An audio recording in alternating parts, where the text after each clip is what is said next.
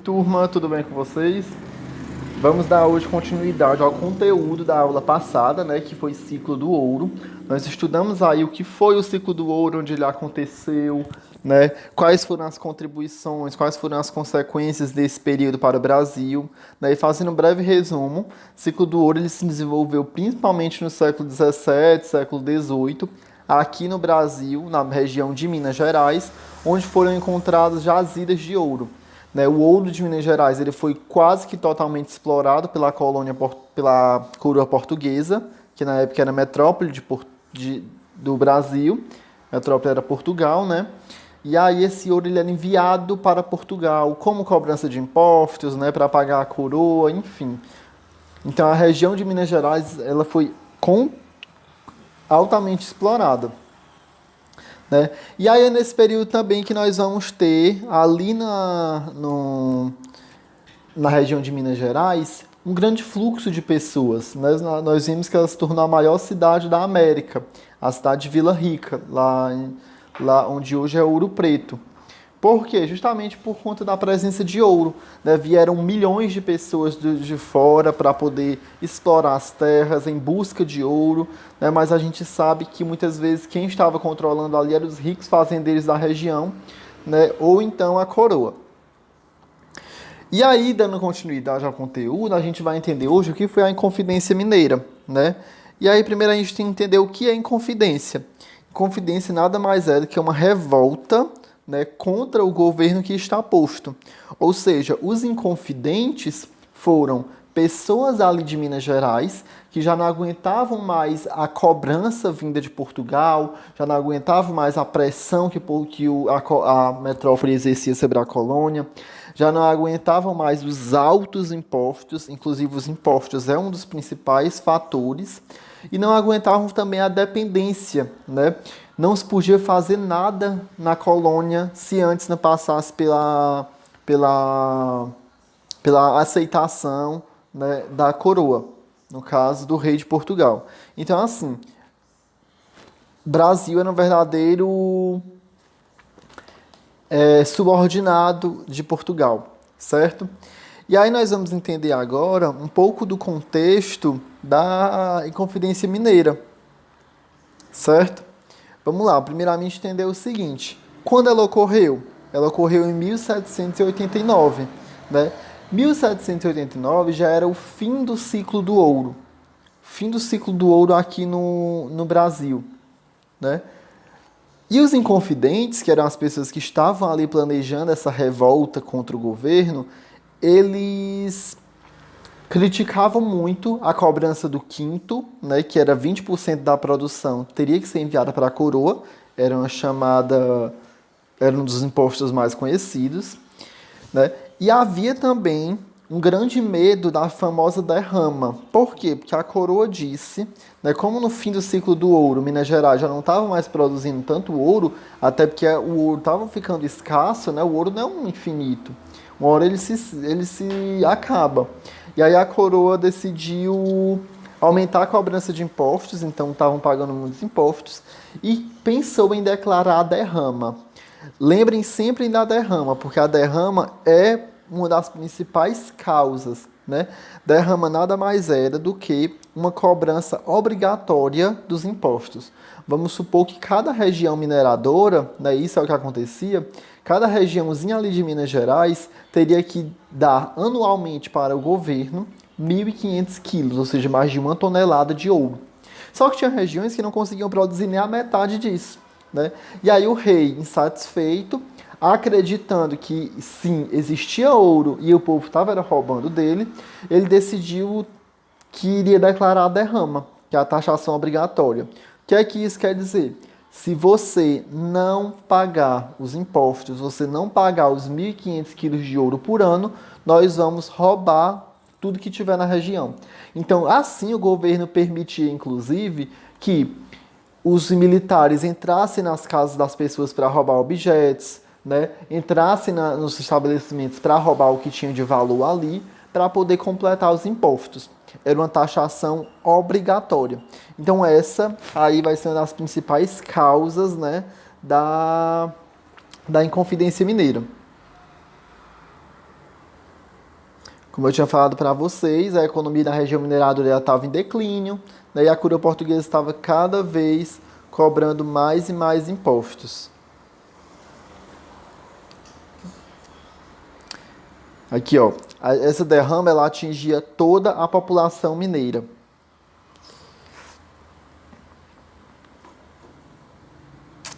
Além também do seguinte, pessoal, lembrem-se que Minas Gerais, o Brasil como um todo, era uma colônia de Portugal, era subordinado de Portugal. E por conta dessa exploração, eles estavam com algumas ideias de se separar. Né? Por isso que essas revoltas elas são chamadas de revoltas separatistas, porque era para tornar a região independente. Então, esses inconfidentes, eles se inspiravam ali na independência dos Estados Unidos e queriam principalmente decretar a independência da região de Minas Gerais, fundar ali um país Minas Gerais, vamos dizer assim, certo? Quais eram as principais propostas? E, aliás, quem eram esses inconfidentes? A gente vai ver quem eram eles, cada um deles agora, certo? Eles eram principalmente membros da elite. Ah, professor, quem organizou a revolta não foi a população pobre, não? Não foi. Foram membros da elite. Por isso que a gente diz que essa revolta foi uma revolta elitista. Porque quem participou foram comerciantes, foram mineradores, foram militares, foram funcionários. Então, assim, essas pessoas elas se reuniam em alguns casarões em Minas Gerais, reuniões secretas, clandestinas, para programar uma revolta, ou seja, tomar o poder dali da região de Minas Gerais. Vamos ver agora quem era cada uma dessas pessoas. Vou só passar aqui as imagens para vocês verem, certo? Ó, um deles vai ser Tomás Antônio Gonzaga, né, que ele era um poeta, ele é um dos importantes poetas, e ele residia em Vila Rica e ele era um português. A gente vai ter também o Joaquim José da Silva Xavier, talvez é a personagem mais comum aí e mais falada, e a gente vai entender depois por quê, né, que ele era natural de Minas Gerais. E ele era um alferes, ele era um subtenente, certo? Tínhamos também o Cláudio Manuel da Costa, né, que ele era um poeta, ele era um minerador, e ele estudou em Coimbra, lá em Portugal, e veio para o Brasil trazendo essas ideias de separação, de independência. Carlos Correio Toledo, né, ele era um padre e minerador também. E a gente vai ter o Joaquim Silvério dos Reis. Guardem esse nome e esse rostinho aqui, que ele é muito importante para a história da Inconfidência Mineira. Né? Ele foi o principal delator, foi ele quem denunciou o movimento. Pronto, esses basicamente eram os inconfidentes. Perceberam aí que sempre eram membros da elite? Pessoas comerciantes ou então estudantes, né? Então, essa revolta ela é marcada pela presença de membros da elite, é uma revolta elitista, certo? E aí, quais eram as propostas desses carinhas aí? O que é que eles queriam? Né? Primeiro, a criação de uma república em Minas Gerais, ou seja, eles queriam tornar a região de Minas Gerais um país separado. Nesse período, a gente estava vivendo aqui no Brasil a colônia, onde a gente vai ter o Brasil subordinado de Portugal. Então, o que eles estavam querendo era promover a república, tornar Minas Gerais independente e, a partir daí, instalar uma república, onde vai ter um presidente, onde vão ter os deputados, certo? Além disso, queriam também a liberdade de comércio, né? Durante o Brasil colônia, nenhuma região poderia comercializar se não fosse com Portugal. E queriam também a livre extração de diamantes. Lembrem-se que além do ouro também foi encontrado diamante. Além do desenvolvimento da região. Né? Por quê? Eles queriam trazer para Minas Gerais empresas, máquinas, desenvolver a manufatura, né? E aí, para isso, eles não queriam abdicar da escravidão. Então, assim, apesar deles quererem a independência, eles não queriam acabar com a escravidão. Ora, por quê, né? Porque a maioria deles tinha escravos, tinha escravizados, eram donos de escravizados. Então, assim, eles não, apesar de quererem essas ideias aí mais progressistas, não queriam acabar com a escravidão. Outra proposta muito pertinente deles era a transferência da capital de Minas Gerais para São João del Rei. Lembre-se, nessa época a capital era Vila Rica, né, que hoje é Ouro Preto, e aí São João del Rei, que era outra região de Minas Gerais, estava com maior destaque, estava tendo ali maior fluxo de pessoas de comércio. Então, eles queriam transformar São João del Rei na capital. Hoje a capital de Minas Gerais é Belo Horizonte, então assim, nunca chegou a ser São João del Rei, né? Além disso, a gente vai ter também outro assunto importante, que é esse bem aqui, né? A criação de uma universidade em Minas Gerais. Até o momento não havia universidades aqui no Brasil. As universidades estavam restritas para Portugal. Então só quem estudava eram os filhos de ricos, né? Filhos da elite. Então eles queriam levar uma universidade para Portugal. E aí, professor, o que é que eles faziam? Como eles se organizavam, né? A gente viu há alguns minutos atrás que esses mineradores, né, esses inconfidentes, eles se reuniam em casas clandestinas para poder organizar um movimento. O que é que acontecia? Lembra da derrama, né, que é aquela cobrança obrigatória? Pois bem, o rei de Portugal, ele elegeu esse carinha aqui, né, o Visconde de Barbacena, que era agora o novo governador da região de Minas Gerais, para poder fazer essa derrama. A derrama nunca chegou a acontecer, mas os inconfidentes eles estavam planejando para, no dia da derrama, tomar o poder, né, lutar contra os portugueses e tornar a região independente. Só que isso nunca chegou a acontecer, porque justamente aquele carinha lá do final,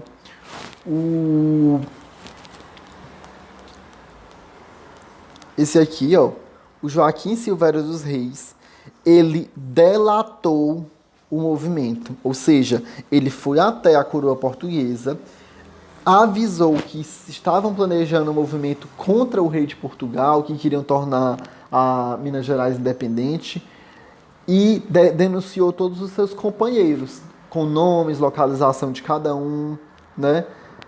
Por que ele fez isso? Qual era o interesse dele?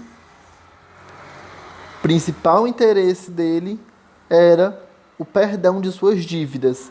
Como muitas vezes esses comerciantes eles tinham algumas dívidas com a coroa, então se eles fizessem algum feito, como no caso denunciar, eles poderiam ter suas dívidas perdoadas. E aí a gente vai ter, a partir dessa denúncia, os autos da devassa, né? E aí os autos da devassa nada mais eram do que um movimento, né, onde estariam ali todas as ordens de prisões, de execuções, de condenações para com os inconfidentes, né, organizada pela Rainha de Portugal nessa época. Os 12 inconfidentes eles vão ser condenados à morte, né, todos eles, só que como isso muito chocou Portugal e chocou o Brasil na época, eles decidiram que alguns seriam perdoados, e no caso eles só seriam aí exilados, mandados para fora do país. 11 deles foram perdoados, mas teve um que não foi, né? Quem foi esse um que não foi? O Tiradentes. O Tiradentes, ele não pediu desculpas à coroa, ele disse sim que estava organizando ali um movimento, que não aguentava mais estar subordinado a Portugal, e ele não chegou a se redimir, não chegou a pedir desculpa. Então ele foi condenado à morte. Então ele foi enviado lá para o Rio de Janeiro, né? E no dia 21 de abril de 1792, ele foi enforcado. Então, assim, o Tiradentes ele foi enforcado em praça pública no Rio de Janeiro, no dia 21 de abril. Por isso, né? Por isso, dia 21 de abril é um feriado nacional. E aí o corpo dele foi esquartejado, né? Foi dividido em 4 pedaços, né? A perna foi cortada, os membros, a cabeça, e foram expostos em praça pública lá em Vila Rica, em Minas Gerais, para servir de exemplo, né? Para ninguém mais se revoltar contra o rei de Portugal, contra a coroa portuguesa, certo? Basicamente, essa é a história da Inconfidência Mineira. Foi assim que terminou o movimento.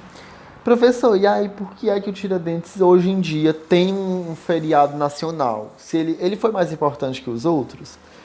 Será? Eu queria que vocês pensassem assim comigo, né? O Tiradentes, pessoal, por muito tempo ele ficou esquecido na história, né? Depois disso ter acontecido, as pessoas nem falavam mais de Tiradentes, não lembravam mais quem ele tinha sido. Por quê? Porque ele era tido como um traidor, né? Como traidor do rei, como traidor da coroa, como traidor ali da pátria brasileira. Só que, lembrem-se que uma das ideias que ele defendia era a independência.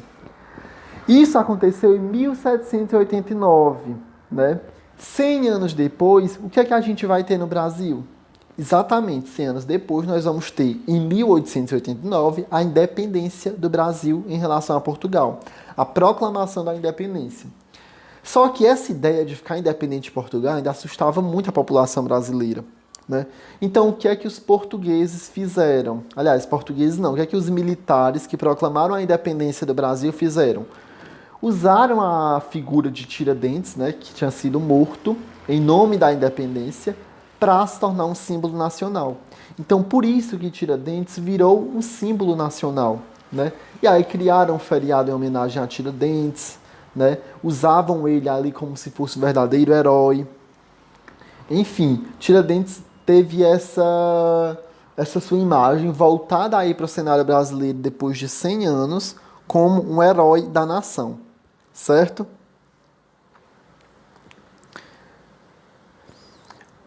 Outra coisa que eu não falei também, mas que a criação da os Inconfidentes, eles criaram também uma bandeira, né, que hoje é muito parecida com a bandeira de Minas Gerais, com as seguintes inscrições, né? Libertas quae sera tamen. O que isso significa? Liberdade ainda que tardia. Então esses Inconfidentes, eles queriam de fato tornar Minas Gerais independente de Portugal e aí criaram até a bandeira, certo? Pronto, então pessoal, é o seguinte, basicamente o que nós vamos ter é esse movimento, a Inconfidência Mineira vai ser esse período aí da história marcado por essa revolta. Lembrem-se sempre que ela é uma revolta separatista, ou seja, uma revolta que buscava separar Minas Gerais do restante do Brasil, certo?